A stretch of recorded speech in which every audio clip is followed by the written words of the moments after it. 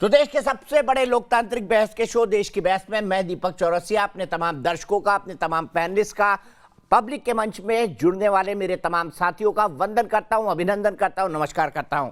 आप जानते हैं देश की बहस देश का सबसे बड़ा लोकतांत्रिक बहस का शो है।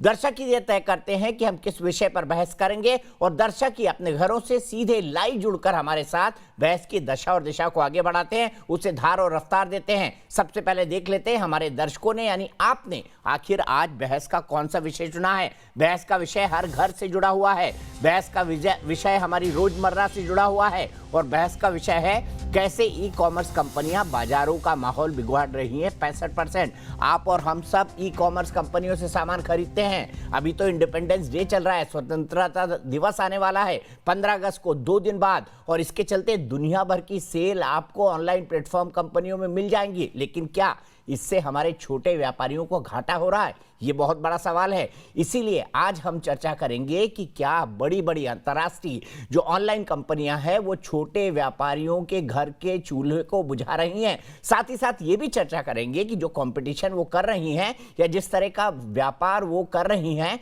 वो प्रतिस्पर्धा के अनुकूल है क्या उसमें भारत के नियमों का पालन हो रहा है। साथ ही साथ ये भी बात करेंगे और ये भी समझेंगे कि आने वाले समय में अगर इनकी मोनोपोली हो जाएगी तो कितना खतरनाक हो जाएगा देश के लिए। लेकिन सबसे पहले देख लेते हैं क्या है पूरा विषय। पारदर्शिता और स्वस्थ प्रतिस्पर्धा ये किसी भी व्यापार के लिए बेहद खास बातें हैं, लेकिन इन दोनों का अभाव हो तो बाजार की सेहत और माहौल खराब हो सकते हैं। लेकिन अमेज़न और फ्लिपकार्ट जैसी ई कॉमर्स की बड़ी कंपनियां देश के छोटे और मझोले व्यापारियों का केवल हक ही नहीं मार रही, बल्कि व्यापार के उसूलों पर भी चोट कर रही हैं। गंभीर बात यह है कि इससे देश के लाखों छोटे छोटे व्यापारियों की रोजी रोटी खतरे में आ गई है। कस्टमर को एक तो डिस्काउंट दिखता है, पर वो ये भूल जाता है कि जो ऑनलाइन सामान आ रहा है उसमें डुप्लीकेसी भी बहुत है। लॉस तो बहुत होता है क्योंकि वहाँ पे जो प्रोडक्ट सेल आउट हो रहा होता है वो हमारे रेट से भी नीचे सेल आउट हो रहा होता है, जिसको हमें जब कस्टमर आता है तो बड़ा मुश्किल होता है उसको सेल आउट करना। फुटफॉल बहुत कम होता जा रहा है। बाजार के दिग्गज भी मानते हैं कि अमेज़न, फ्लिपकार्ट जैसी कंपनियां लागत से कम दाम पर माल बेचकर ऑनलाइन व्यापार नियम का उल्लंघन कर रही हैं। फ्लैश सेल जैसे हथकंडों से ग्राहकों को माल बेच रही हैं। अनेक प्रावधान एफडीआई पॉलिसी में दिए गए हैं, लेकिन कुल मिलाकर के ये कंपनियां जब से आई हैं इन सारे प्रावधानों का लगातार उन्होंने उल्लंघन किया है, जिसके कारण से आज देश में लगभग 1.5 लाख से ज़्यादा दुकानें बंद हो चुकी हैं क्योंकि बाजार में अनइवन कंपटीशन है। दरअसल अमेज़न, फ्लिपकार्ट अपने पसंदीदा वेंडरों और व्यापारियों को बिजनेस देते हैं। इससे अन्य छोटे मर्चेंट को अपना माल बेचने का नंबर तक नहीं आ पाता। ऐसे ही कारणों से सीसीआई ने जांच शुरू की है। हालांकि ये कंपनियां जांच से भागने के लिए पहले कर्नाटक हाई कोर्ट गईं, फिर सुप्रीम कोर्ट, लेकिन दोनों ही अदालतों से इन्हें झटका लगा। भारत में करीब 5 करोड़ ऐसे व्यापारी हैं जो दुकान खोलकर अपना व्यापार करते हैं। वो इंतजार करते हैं ग्राहकों के आने का, लेकिन ये धीरे धीरे ग्राहक कम होते जा रहे हैं। इसकी बड़ी वजह ये है कि ऑनलाइन बड़ी कंपनियां जो हैं उन्होंने अपने इस मार्केट को कैप्चर करना शुरू कर दिया है। जो 7% थी आज वो 28% तक पहुंच चुकी है। देश की बहस में चर्चा है कि इस तरह की एंटी कॉम्पिटिटिव प्रैक्टिस से न केवल छोटे व्यापारियों का नुकसान हो रहा है, बल्कि देश की अर्थव्यवस्था पर भी इसका असर पड़ेगा। और आपको पता है ये मामला पूरा विदेशी ई कॉमर्स कंपनियों के बारे में है। बड़ी बड़ी मल्टीनेशनल विदेशी ई कॉमर्स कंपनियां जिनसे हमारे घरेलू कारोबार को बहुत बड़ा खतरा है। भारत किसी को भी व्यापार करने से नहीं रोकता, लेकिन भारत में कुछ नियम कानून है। क्या ये विदेशी ई कॉमर्स कंपनियां इनका पालन कर रही हैं? देश की बहस में हम शुरुआत करते हैं आज के सवाल से, और देश की बहस में आज का हमारा सवाल है क्या विदेशी ई कॉमर्स कंपनियों की वजह से छोटे दुकानदार खतरे में हैं?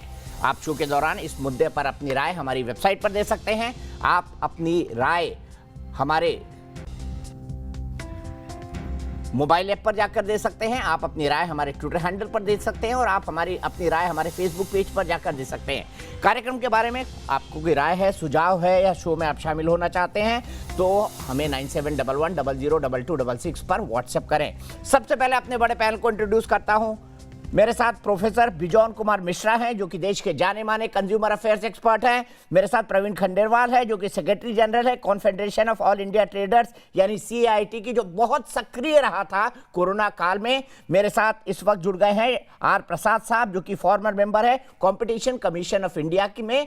किस तरह स्वस्थ प्रतिस्पर्धा हो ये कंपटीशन कमीशन ऑफ इंडिया का काम है, और अगर कोई इसमें गड़बड़ी करता है तो कंपटीशन कमीशन ऑफ इंडिया इसकी जांच कर सकती है। और अभी दो बड़ी विदेशी ई-कॉमर्स कंपनियां अमेजन और फ्लिपकार्ट, इसकी जांच चल रही है। साथ ही साथ मेरे साथ जुड़े हुए हैं देश के मशहूर नाम सुहेल सेठ जी जो कि एक जाने माने कॉलमिस्ट हैं, ऑथर हैं, थिएटर एक्टिविस्ट हैं और साथ ही साथ कई सारी फिल्मों में भी उन्होंने काम किया है। लेकिन सबसे पहले मैं प्रवीण खंडेलवाल जी से शुरुआत करना चाहूंगा। प्रवीण जी, सबसे पहले जानना चाहता हूं कि क्या ये विदेशी ई-कॉमर्स कंपनियां हमारे छोटे दुकानदारों पर खतरा हैं, और दूसरा क्यों जरूरत पड़ी कंपटीशन कमीशन ऑफ इंडिया में जाने की इंडियन ट्रेडर्स को, इंडियन व्यापारियों को, छोटे व्यापारियों को? आपका आभार दीपक जी। निश्चित रूप से मैं आपको याद दिलाना चाहता हूं ईस्ट इंडिया कंपनी को, जो हिंदुस्तान में आई, सस्ता फ्री में या सस्ता सामान देने का लालच दिया और उसके बाद में ना केवल बाजार पर उन्होंने कब्जा किया बल्कि हिंदुस्तान के ऊपर भी कब्जा कर लिया। कमोबेश वही स्थिति इस समय इन ई-कॉमर्स कंपनियों की है। खासतौर पर यदि मैं नाम लूं तो अमेजॉन, फ्लिपकार्ट की है। आज जिस तरीके के वो अविश्वसनीय डिस्काउंट दे रही हैं, बाजार में मोबाइल मिलता है 20,000 रुपये का, वो अपने उस पर फ्लैश सेल में 1 रुपये के अंदर दे रही है। कैसे, क्या संभव है ये? और जिस प्रकार से सरकार के नियमों का लगातार उल्लंघन किया गया, मैं यह कहना चाहता हूं सरकार की FDI पॉलिसी का प्रेस नोट नंबर 2 जो 2016 में आया, 2018 के अंदर वो अमेंड हुआ, और उसके बाद उसमें जो जो कहा गया, आप लागत से कम मूल्य पर माल नहीं बेचेंगे, आप इन्वेंट्री नहीं करेंगे, आप प्रेफरेंशियल सेलर नहीं बनाएंगे, आप और ऐसा कोई काम नहीं करेंगे जिससे बाजार में कंपटीशन का माहौल खराब हो। लेकिन ये कंपनियां, हम सब जानते हैं कि उन सारे प्रावधानों का खुले रूप से उल्लंघन कर रही हैं और किसी भी मामले में ये पीछे नहीं है। और मुझे दुख जब होता है जब देश के नारायण मूर्ति, जो देश के बहुत बड़े उद्योगपति हैं, जब नारायण मूर्ति अमेजॉन के साथ हाथ मिला करके क्राउडटेल कंपनी के माध्यम से 80% व्यापार जो अमेजॉन के ऊपर होता है वो उसको लेकर के चले जाते हैं। ये अजीब सी स्थिति है। और जहाँ तक बात है CCI के सामने जाने की, पिछले 2 वर्ष से confederation of all India traders और देश के व्यापारी इसके खिलाफ लड़ रहे हैं। हमने 2019 में CCI में कंप्लेंट की थी। CCI ने 2020 फरवरी के अंदर डायरेक्टर जनरल को आदेश दिया कि वो इन दोनों कंपनियों की जांच करे। मैं यहाँ ये बात जरूर कहना चाहता हूँ, ये कंपनियां बार बार चीख करके कहती हैं कि हम लॉ का पालन करते हैं। अरे भाई, आप लॉ का पालन करते हो तो आपको जांच से इनकार क्यों है? क्यों आपने 2 साल तक जांच को टाले रखा? आप पहले कर्नाटक हाई कोर्ट में गए, आप सिंगल बेंच में हारे, आप डिवीजन बेंच में गए, आप वहां पर भी हारे, और डिवीजन बेंच में और सुप्रीम कोर्ट के अंदर आप गए। सुप्रीम कोर्ट में माननीय मुख्य न्यायाधीश ने कहा कि आप बड़ी कंपनी हैं और यदि आप लॉ का पालन करते हैं तो आपको तो आगे आकर के स्वागत करना चाहिए। ये मौका है आपके लिए जब आप ये साबित कर सकते हैं कि आप हिंदुस्तान को अपनी जागीर नहीं मानते हैं। मैं कुल मिलाकर के कहूँ तो ये वैल्यूएशन का एक गेम है दीपक जी, न केवल देश के ई-कॉमर्स पर बल्कि देश के रिटेल व्यापार पर भी कब्जा करने की एक साजिश है, जिसके जरिए से ये उपभोक्ता को गुलाम बनाना चाहते हैं। और कुल मिलाकर के यदि देखें तो भारत के 8 करोड़ व्यापारी 40 करोड़ लोगों को रोजगार देते हैं, 115 लाख करोड़ का कारोबार करते हैं, लेकिन सामाजिक व्यवस्था के अंदर व्यापारियों का योगदान, ये पूरे देश भर के अंदर जो धर्मशालाएं बनी, मंदिर बने, मस्जिद बनी, या और जो भी इस स्ट्रक्चर बने हैं या स्कूल बने, वो किसी अमेजॉन, फ्लिपकार्ट ने नहीं बनाए। तो व्यापारी इस देश की आत्मा है और इनके कारण से 1.5 लाख से ज्यादा दुकानें बंद हो गई हैं। इसलिए अब जांच, इनका सामना इनको करना ही पड़ेगा। सुप्रीम कोर्ट ने यह आदेश दे दिया है। ठीक है, मैं सीधे सुहेल जी के पास चलता हूं। सुहेल, मुझे बताइए, अगर इस तरह के हालात रहे तो क्या इसको आप फेयर कंपटीशन मानेंगे? क्योंकि जब जब ग्लोबलाइजेशन हुआ, हमने दुनिया भर की कंपनियों को इनवाइट किया, लेकिन क्या मार्केट प्लेइंग फील्ड का अमेजॉन और फ्लिपकार्ट जैसी बड़ी विदेशी ई-कॉमर्स कंपनियां अगर पालन नहीं करेंगी तो छोटा दुकानदार कहां जाएगा?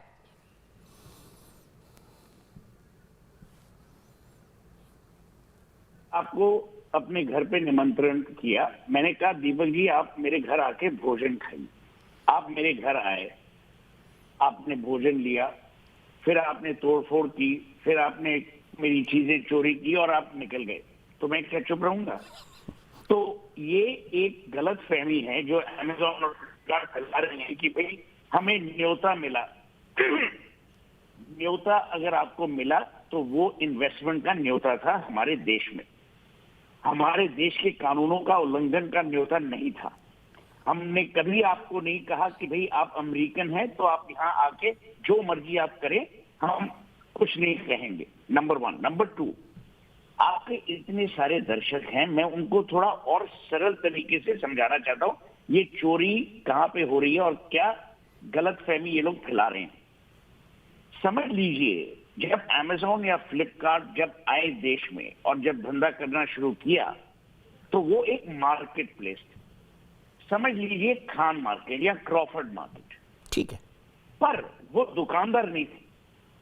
अब जब दीपक चौरसिया क्रॉफर्ड मार्केट जाएगा या खान मार्केट जाएगा, ये दीपक चौरसिया का मन जहां करे वो वहां जा सकता है। वो इस कपड़े की दुकान पे जा सकता है, उस कपड़े की दुकान पे जा सकता है। पर इन्होंने क्या किया, इन्होंने प्रेफर्ड सेलर्स बनाए उन कंपनियों में जिनमें इनकी भी भागीदारी थी या इनका कोई अरेंजमेंट था। जैसे कि प्रवीण जी ने कहा, एक कंपनी में नारायण मूर्ति जो अपने आप को कॉर्पोरेट वर्ल्ड का महात्मा गांधी कहलाते थे एक जमाने में, इन कंपनियों के साथ इन्होंने अरेंजमेंट किए विच आर इलीगल, क्योंकि इनको जो परमिशन मिली वो एफडीआई के नॉर्म्स में B2B है, business to business, business to consumer नहीं है। पर समझ लीजिए मैं अमेजॉन हूं और दीपक चौरसिया मेरा दोस्त है।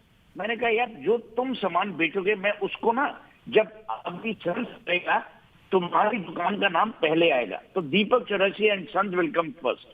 वो गलत बात, it's illegal, it's a crime. Number 2, जैसे प्रवीण ने कहा, आपको एक रिटेल प्राइस फिक्स्ड है, उस पर आपको बेचना है। ये लोग कैसे कम बेच रहे हैं? क्योंकि इनका पैसा फ्री है, अमेरिका का पैसा है, वहां आपको मालूम है इंटरेस्ट रेट्स क्या है। नंबर 1। नंबर 2, ये सारी गेम्स वैल्यूएशन की हैं। अब जोमैटो जिसके प्रिंसिपल बैकर सॉफ्ट बैंक हैं, कल उन्होंने घोषणा की उनका 364 करोड़ का लॉस था, पर जब उनका आईपीओ निकला उनकी शेयर प्राइस, लिस्टिंग प्राइस इतनी आई थी। ये सब वैल्यूएशन गेम्स है, पर मेरी इससे कोई चिंता नहीं है। मेरी चिंता 3 चीजों के लिए है। नंबर 1, आप होते कौन है देश के कानूनों का उल्लंघन करने वाले। नंबर 2, हमारी जो ब्यूरोक्रेसी है, जो देखिए प्रधानमंत्री ने सितंबर 2012 में कहा था कि ये जो कंपनियां यहां आएंगी इनको हमारे कानून के दायरे में चलना पड़ेगा। उस जब वो प्रधानमंत्री नहीं थे, अब प्रधानमंत्री हैं और पीयूष गोयल जो कॉमर्स मिनिस्टर हैं वो अग्री करते हैं कि यहां उल्लंघन हुआ है। जैसे कि प्रवीण ने कहा, सुप्रीम कोर्ट भी अग्री करती है कि भाई इंक्वायरी होनी चाहिए। बिल्कुल सही। पर जो ब्यूरोक्रेट है वो कुछ कर ही नहीं रहे। पॉलिसी में इतना डिले, इतना डिले, इतना डिले, या तो कोई यहाँ कोई मिली भगत है या पता नहीं क्या है। Number 3, media. अब आपने तो ये मुद्दा उठाया है, बहुत बढ़िया किया आपने। मीडिया भी नहीं उठाना चाहता क्योंकि आप सोचते यार अमेजॉन बहुत बड़ा एडवर्टाइजर है। आप क्या चोरों को या गलत लोगों को, और मैं यही कह रहा हूं ये चोर है या वो चोर है, अगर कानून का उल्लंघन हुआ है तो उन्हें फाइन होना चाहिए, पेनल्टीज देनी चाहिए, और ये लॉ में है, पर कुछ भी नहीं हो रहा। अब CAIT एक आंदोलन कर रही है और मैं इंडिविजुअली, आप प्रवीण से पूछिए, मैं इंडिविजुअली 2 आर्टिकल लिख चुका हूं। मैं 10वीं बार 12वीं बार 12 बार टीवी पे आ चुका हूं। और क्यों? क्योंकि मेरे एक अंकल थे, मामा थे, जिन्होंने जम्मू से मुझे फोन किया कि बड़े बड़े तुम लोग भाषण देते हो, ये वो जो आदमी देश की बैकबोन है, किराना स्टोर का जो मालिक है, जो ट्रेडर है, उसकी तो तुम लोग परवाह नहीं करते। उनका नाम है देवकी नंदन कपूर। ये नहीं सोचे कि मैं कुछ हवा में बना रहा हूं नाम। जब देवकी नंदन अंकल ने मेरे को कहा तब मैंने सोचा कि हाँ, ये एक मुद्दा, इंपॉर्टेंट मुद्दा है। प्रवीण खंडेलवाल, सुहेल सेठ, बिजॉन मिश्रा, ना ही मिस्टर प्रसाद, हम ये नहीं कह रहे कि अमेरिकन कंपनीज को आने नहीं दो, सब आए, कंज्यूमर को चॉइस होनी चाहिए। पर ये थोड़ी मतलब है कि आप कानून का उल्लंघन करेंगे, कि आप कि अमेरिकन कंपनीज के लिए एक कानून और इंडियन कंपनीज के लिए एक कानून। दीपक, मैं आपको एक बात बोलता हूं और इसके साथ मैं ये अपनी ओपनिंग रिमार्क्स खत्म करता हूं। अगर इंडियन कंपनी ने कानून का उल्लंघन किया होता, उसका प्रमोटर अभी जेल में होता। सही बोल रहे हैं, बिल्कुल सही बोल रहे हैं। ये लोग स्टालिन और लेनिन और तमिलनाडु में जाके उद्घाटन करवा रहे हैं। ये तो हमारी प्रॉब्लम है। ये रिवर्स कॉलोनियलिज्म, फिर ये ईस्ट इंडिया कंपनी नहीं, ईस्ट इंडिया कंपनी से और बदतर है, क्योंकि हमारी डेमोक्रेसी में ये खिलवाड़ हो रहा है और डेमोक्रेसी के साथ खिलवाड़ हो रहा है।